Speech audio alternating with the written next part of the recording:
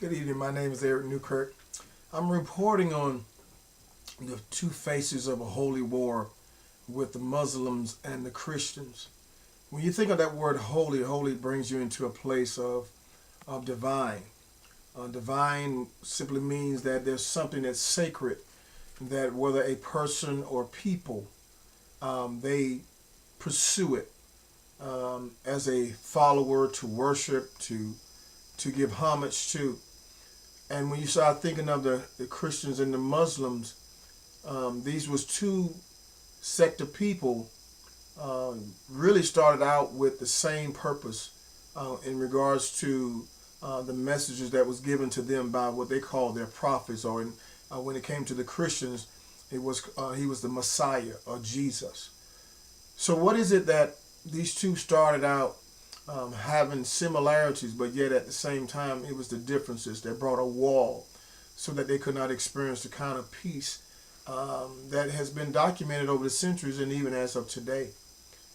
So let's take a look at what has been the barriers, what has been the wedge between them two coming together and experiencing something that they could say truly they're living according to the doctrine for which their Messiah or their prophet had left behind.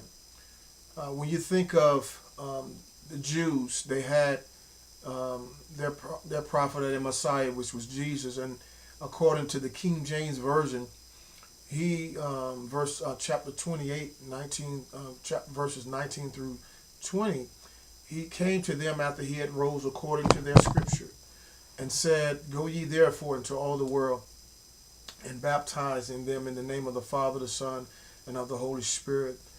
And he says, "And command them, lo, I be with you, even unto the ends of the age."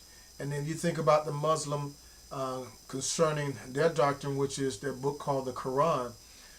In it, their prophet said, "Invite all them to come unto the Holy One, for the Holy One knows their way, and he knows how to help them receive peace." So when you think about the two, they had similarities of serving a God, telling their followers to invite them to come this way in which the Lord, their God, can bring them into a place of peace and of prosperity, but yet there still was a wedge between them. So what would be the first argument? The first argument in regards to the Christians, I want to bring out three things, and that is one, the impression, the perspective, as well as the stereotypes.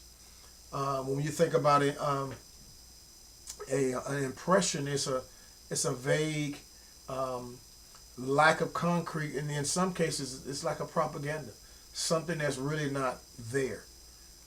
So could it be that when the first Crusaders began to go and take their voyages on the certain places and location where they ended up at, could it be where when they got to these places, because of the differences in doctrine, the differences in understanding each other, the culture, why they did the things that they did, could it be the reason why it started off the way it has been documented through time? When we also think of the impressions or the differences, I think his name is Umar. He's a Caphelite, according to Weisner, page 189. He was documented, and this was dealing with the prosperity of land and culture. Many times throughout history, there has always been this factor of who's going to gain the upper hand, be it through the land, be it through power. And so even as he documented, that became one of the reasons of the rift between them, is that they were fighting for this land. And even today, in that same region, it's about a piece of land. And so you can see, even as far as back then, the same thing has been occurring on today. The second thing concerning the evidence in regards to that is dealing about the economy growing. And when the economy begins to grow closer, they discovered customs and traditions and religious belief. And I think the more they begin to grow, as documented on that same page in Weisner, page 189, um, the, the reasons why sometimes we, what I believe he was emphasizing, that when we don't understand tradition, we don't understand culture, even we have a slight variance in what we believe, that too could also be the reasons why we get the wrong impressions of people. And so we can see, as time it went on, you had a perception in which now the Jews had, or should I say the Christians had, of the Muslim, and also the Muslim had of the Christians. So we want to continue on.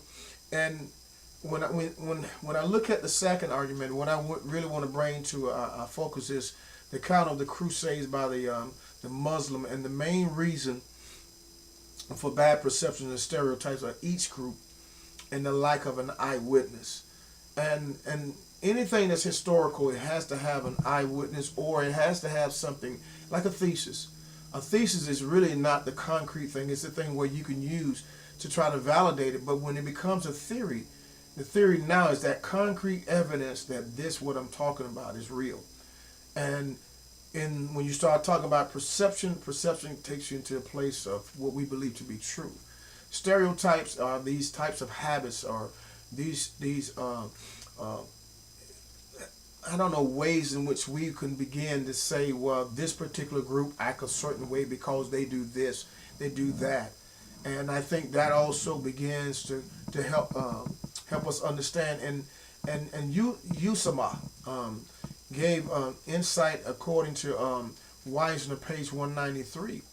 And he began to talk about how that there was a lack of sense, or they wanted to show God as a child. So that meaning they was minimizing the Christians' God. And so you can see that as people begin to not consider people because they don't know who they are, they don't understand their customs, these particular documentation begins to give us an understanding. Now, when we start talking about, can we really lock in to whether or not that which was documented was truth?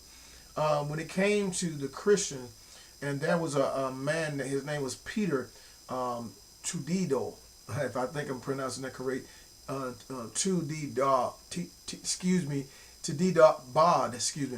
and he was one that was during the crusade, was documenting, according to historians, that he documented, but they try to say that what he documented was not, it didn't have validity to it, because somehow they couldn't validate what it was. But at the same time, as time is going on, they cannot refute it, because what he put on there. But yet the question lies, is what took place is really what took place? Is it because there was a rift because of land? Was there because they didn't understand each other's culture, they didn't understand each other's traditions, and they definitely didn't understand each other's belief?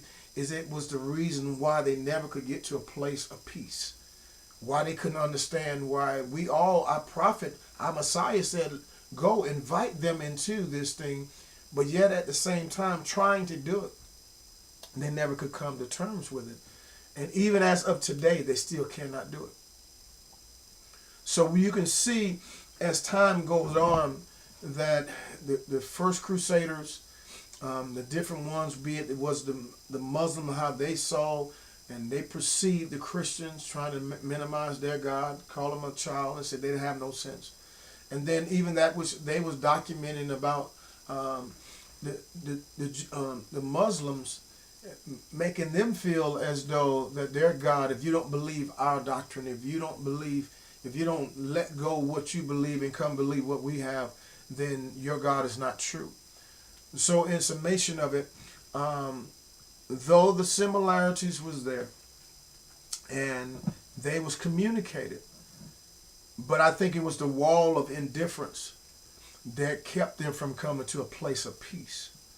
And that place of peace still today, as it was back then, still causing them not to enjoy the peace that they all, their prophet and their Messiah wanted them to experience. That is my report, and have a good day.